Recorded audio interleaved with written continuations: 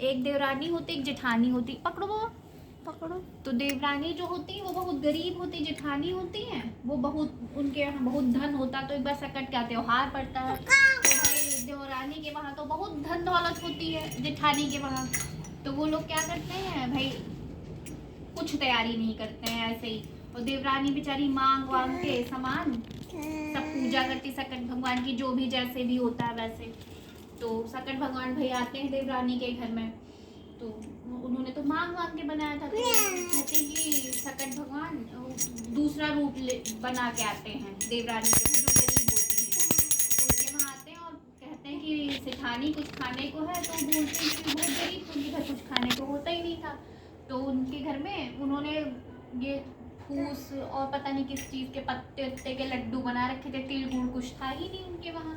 तो उन्होंने कहा कि महाराज से कहार पर टंगा है, वो जो कुछ है वहाँ है, खा लो। तो भाई उन्होंने खा लिया, सकट भगवान ने दूसरे रूप धारण करके आ गए। फिर उसके बाद पूछते, कहते मेरे लैट्रिन लगी, अब कहाँ करूँ सेठानी। तो कहते भगवान सब तुम रहे हैं, जहाँ मन हो हुआ कर लो। तो वो लैट्रिन करते हैं भाई, सब पूरे घर में लैट्रिन। हाँ, फिर वो सो जाती, सो के जब सुबह उठती वो खा पी के चले जाते हैं। फिर जब सुबह होता है, सुबह बाकी पोछी कहाँ, साड़ी में पोछ लियो। फिर भाई वो सो जाती है।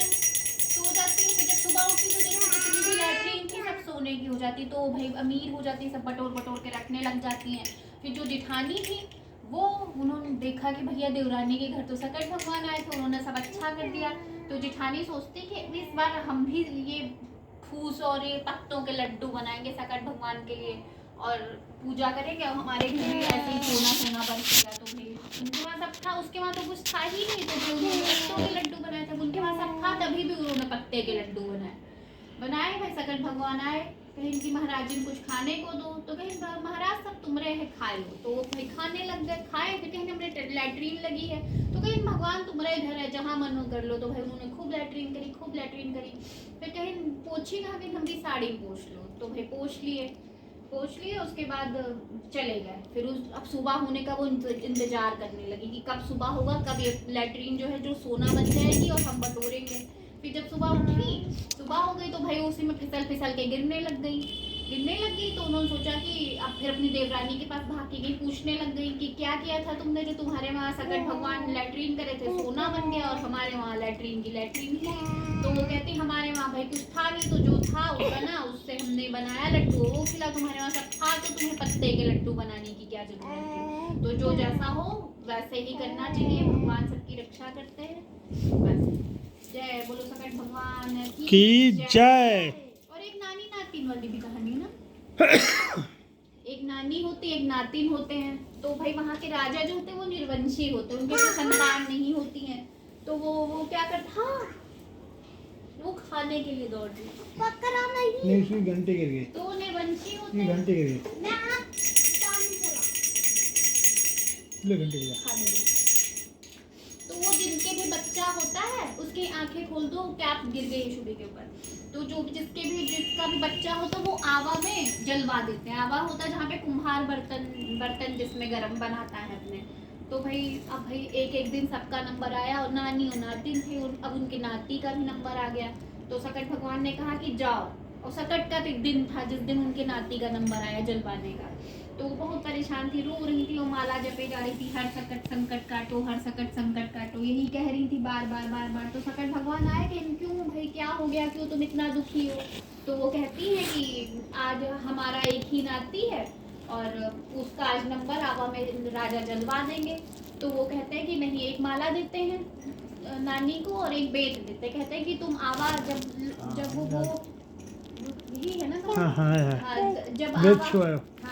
जब आवा में तुम्हारे लड़के नाती को डलवा दे तो तुम उसके चक्कर लगाते रहना और ये कहते रहना हर सकट संकट काटो, हर सकट संकट काटो। हाँ, तो फिर वो यही बेत छुआते रहना आवे में।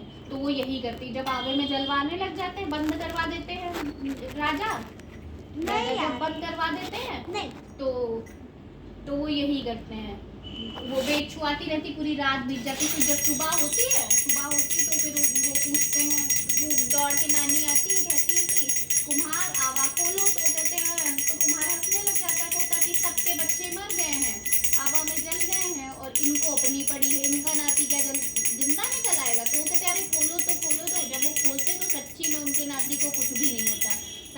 भगवान उनकी रक्षा करते हैं।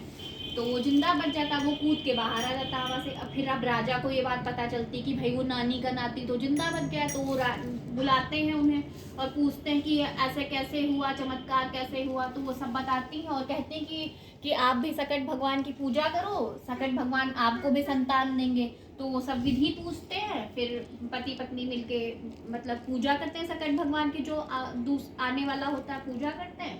तो उनके सकट भगवान के प्रभाव से उनके घर में बेटे का जन्म होता है। ठीक है, हो गई। बोलो सकट भगवान की जय। जय। कृष्णा ये पूजा करो। काटना है तो हाँ पहले फिंगर लो अपनी, ये वाली फिंगर, ये वाली फिंगर। यहाँ बकरे को रखो। मैं करो। अभी रुक जाओ, काटेंगे तब ना। ठीक है ये हो गया। काटना है। रुक जाओ, ये लो, इससे इसकी गर्दन काटनी है तुम्हें। ठीक है, ठीक है, गर्दन काटो, गर्दन काट। हो गया, बस पैर छू लो, बस बस बस, रखो, 2 ही बार होता है। रखो रखो रख दो, अब बस रखो हाँ जोड़ो। रखो, ये सिक्का इसी में रखो, हाथ पैर छू। बोलो सकट भगवान की जय। भैंस होते हैं क्या? नहीं बुद्धू का बेटा, बोलो सकट भगवान की जय। और कोई कहानी नहीं आती? भगवान जैसे उनके दिन काटो वैसे सबके काटो।